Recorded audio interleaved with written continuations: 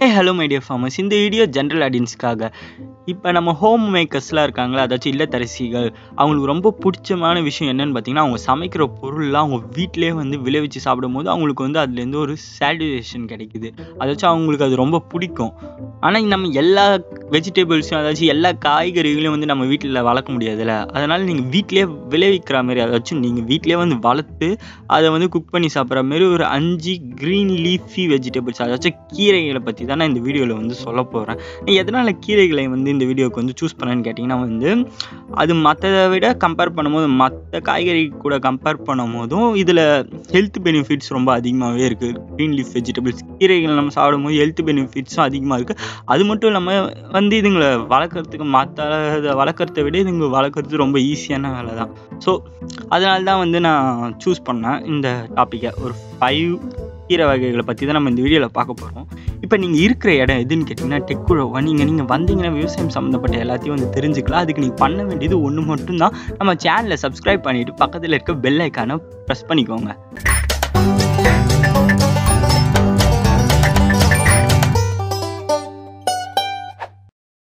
வீடியோவோட ஸ்டார்டிங்கில் சொல்லியிருந்த மாதிரியே இந்த கீரைகள் வளர்க்குறதுக்கு வந்து ரொம்ப இடம்லாம் தேவையே இல்லை. நீங்கள் வந்து ஒரு பாட்லேயே, அதாச்சும் ஒரு தொட்டிலே வந்து வளர்த்துடலாம். அப்படி இல்லைனா வந்து ஏதாவது கண்டெய்னரில் வந்து வளர்த்துடலாம்.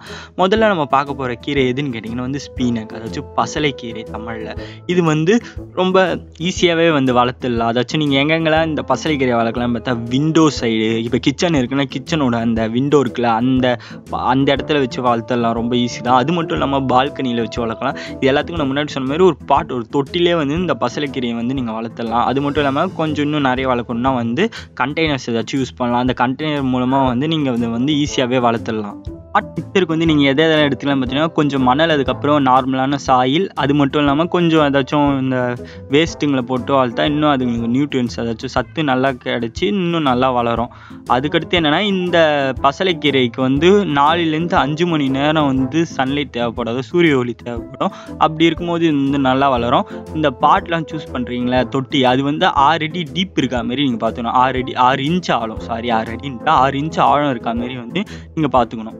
அதை வந்து நீங்கள் ஈஸியாக வளர்க்கக்கூடிய கீரை எதுன்னு கேட்டிங்கன்னா வந்து கேல், தமிழில் வந்து பரட்டைக்கீரைன்னு சொல்லுவாங்க. இதை ஏன் பரட்டைக்கீரைன்னு சொல்கிறாங்களோ, அதோட இலை இருக்குல்ல, அது வந்து சுருள் அப்படியே ஒரு யூனிஃபார்மாக இல்லாமல் மற்ற இலைங்க மாரி இல்லாமல் கொஞ்சம் ஒரு மாதிரி சுருங்கி போயிருக்கும். அதனால் வந்து பரட்டைன்னு அதுக்கு வந்து பேர் வச்சுருக்காங்க போல், எனக்கு சரியாக தெரியல. அப்படி இருக்குன்னு நானும் சொல்கிறேன். இது வந்து ரொம்ப ஈஸியாக வந்து எங்கள் பால்கனிலே வந்து வளர்த்துடலாம். அதே தான் முன்னாடி பார்த்தா அந்த ஸ்பீனக் மாரியே தான், ஒரு சின்ன பாட்லேயே வந்து இது ஈஸியாக வளர்ந்துடும்.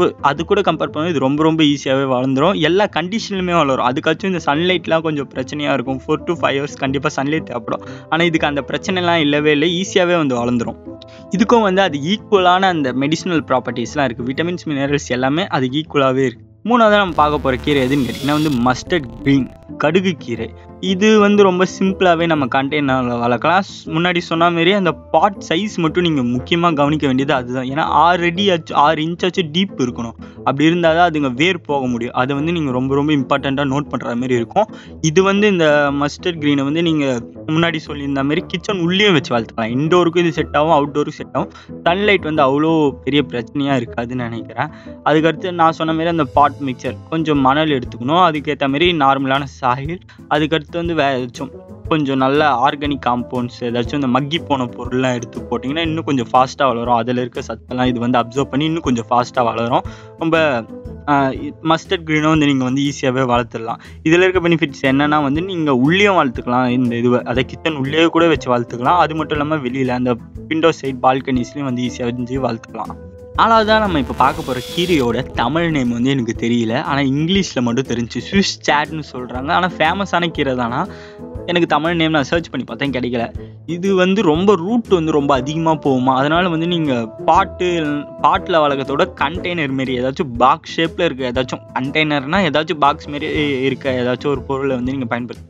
இல்லைனா வந்து இந்த எப்படி சொல்லலாம், இப்போ ஏதாச்சும் டிவிக்கெலாம் வரும்ல பாக்ஸு, அது மாதிரி இப்போ வர டிவிஸ்லாம் ஸ்மாலாக இருக்குது, அந்த பாக்ஸில் பண்ண முடியாது. கொஞ்சம் பெருசாக ஸ்கொயர் ஷேப்பில் இருக்க மாரி ஏதாச்சும் பொட்டி இருந்துச்சுன்னா அதில் வந்து நீங்கள் வந்து இந்த பாட் மிக்சரை வந்து கொட்டி, ஏதாச்சும் இந்த சாயில் கம்போஸ்ட்டு அது எல்லாத்தையும் வந்து கார்டனிங் கம்போஸ்ட் அது எல்லாமே இருக்கும். உங்களுக்கு இன்னமும் இதுவாக இருந்துச்சுன்னா வெர்மி கம்போஸ்ட் அதெல்லாம் கூட நீங்கள் வந்து யூஸ் பண்ணிங்க, இன்னும் கொஞ்சம் நல்லா க்ரீனரியாக கிடைக்கும் வர கீரை.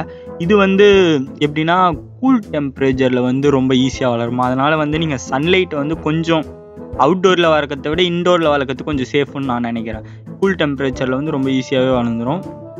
நெக்ஸ்ட்டு வந்து இதுக்கு சீடிங் நான் எப்படி விதை விதைக்குன்றது வந்து மற்ற கீரைக்கு இப்போ சொல்லிடுறேன். அது வந்து நீங்கள் ஒரு 1/2 இன்ச் வந்து நீங்கள் வந்து அந்த சீட்ஸ், இப்போ இந்த சீட்ஸ் வந்து நீங்கள் கட்டிலேருந்து வாங்குறீங்களா, அதை வந்து ஒரு 1/2 இன்ச்சு வந்து உள்ள மண்ணுக்கு அடியில் வச்சுட்டு மூடிடணும்.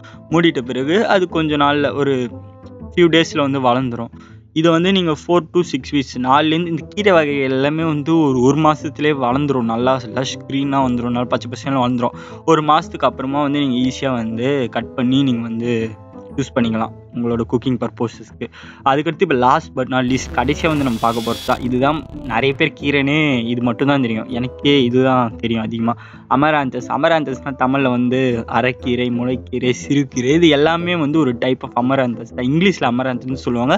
தமிழில் வந்து அரைக்கீரை, முளைக்கீரை, சிறுகீரை, இது எல்லாமே அந்த கேட்டகரியில் தான் வந்துடும். இது வந்து ரொம்ப ஃபேமஸாக வந்து பண்ணிட்டு இருக்காங்க.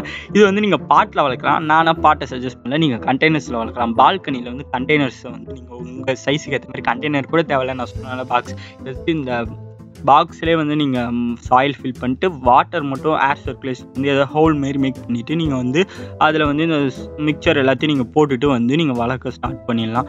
ரொம்ப சிம்பிள் தான். இதுவும் முன்னாடி சொல்லியிருந்தாலும் அதே தான் இதுக்கும். ஆனால் இதுக்கு வந்து 4 hours சன்லைட் வேணும். அதனால் நீங்கள் இன்டோர் ப்ரிஃபர் பண்ண முடியாது, அவுட்டோர்னு நம்ம வந்து பால்கனியில் வந்து நல்ல சன்லைட் கிடைக்கும். நீங்கள் வந்து அந்த இடத்த வந்து சூஸ் பண்ணிக்கலாம். இப்போ வந்து இந்த கீரையெல்லாம் இருக்குல்ல, இதுங்களோட சீட்ஸ் விதைங்கள்லாம் வந்து சூப்பர் மார்க்கெட்ஸில் சிட்டி சைட்ஸ்லாம் கிடைக்கிது. அது மட்டும் இல்லாமல் நாட்டு மருந்து கடைகள்லாம் அங்கே கூட இந்த விதைகள் வந்து கிடைக்குதான். அங்கே போய் நீங்கள் உங்களுக்கு தேவையான கீரையோட விதையை வாங்கி உங்கள் வீட்டில் வந்து நீங்கள் வளர்த்துக்கலாம். ரொம்ப சிம்பிள் தான் எல்லாமே. அதுக்கப்புறம் உங்களுக்கு என்ன தேவைப்படும், பாட்டு தேவைப்படும். அதுக்கடுத்து வந்து கண்டெய்னர், அது உங்களுக்கு எவ்வளோ தேவைப்படுதோ அதை பொறுத்து நீங்கள் எதில் வந்து வளர்க்கணுமோ அதில் வளர்த்துக்கலாம். அதுக்கடுத்து நான் அந்த மண்ணை பற்றி சொல்லிட்டேன் நடுவில் வீடியோவில். அவ்வளோதான், இந்த வீடியோ முடிஞ்சிச்சு. இந்த வீடியோ வந்து ஹோம் மேக்கர்ஸ் அப்புறம் கார்டனிங்கில் இன்ட்ரெஸ்ட்டாக இருக்கா அவங்களுக்குலாம் வந்து ஷேர் பண்ணுங்கள். இந்த வீடியோ பிடிச்சிருந்துச்சுன்னா லைக் பண்ணுங்கள். ரொம்ப பிடிச்சிருந்துச்சுன்னா நம்ம சேனலை சப்ஸ்கிரைப் பண்ணிவிட்டு பக்கத்தில் இருக்க பெல் ஐக்கானை கிளிக் பண்ணி உங்கள் சப்போர்ட்டை வந்து கொடுங்க எங்களுக்கு. அப்புறமா நெக்ஸ்ட் வீடியோவில் பார்க்கலாம். இதுமாரி வேறு ஏதாச்சும் கண்டென்ட் கிடைச்சா நான் கண்டிப்பாக வீடியோ போஸ்ட் பண்ண ட்ரை பண்ணுறேன். அது வரைக்கும் முழுவதும் நன்றி.